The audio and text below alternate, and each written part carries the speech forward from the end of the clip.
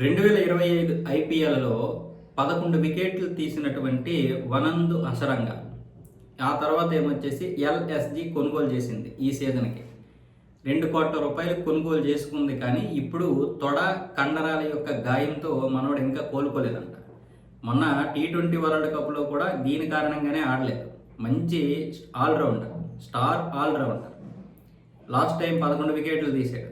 మంచి ఇది ఫామ్‌లో అయితే ఉన్నాడు. కానీ ఎప్పుడు కూడా అంతే, ఏదో ఒక గాయంతో బాధపడుతున్నాడు. బిగ్ టోర్నమెంట్కి వచ్చేసరికి మనోడి పరిస్థితి ఇదే అయిపోతుంది. మామూలు టోర్నమెంట్ ఆడేసరికి మంచిగా ఆడతాడు. ఏదైనా ఒక టీ20 కానీ లేకపోతే ఇంకేదైనా బిగ్ టోర్నమెంట్కి వచ్చేసరికి పరిస్థితి ఇది. మరి ఇతడు రాకపోతే ఎల్ఎస్జికి చాలా విధంగా పెద్ద షాకే. మళ్ళీ ఇంత వ్యక్తిని, మళ్ళీ ఇలాంటి ప్లేయర్ని రీప్లేస్మెంట్ కోసం అయితే ప్రయత్నాలు చేయాలి. ఆల్రౌండర్స్ చాలా తక్కువ దొరకడం, అందుకే ఇప్పుడు ఎల్ఎస్జి కూడా కంగారు పడుతుంది. అయితే ఈ యొక్క రీప్లేస్మెంట్ కోసం ఎవరిని ఎంచుకుందన్న విషయం అయితే బయటికి రాలేదు. దాని గురించి ఇంకా ప్రకటన త్వరలోనే చేస్తామంటున్నారు.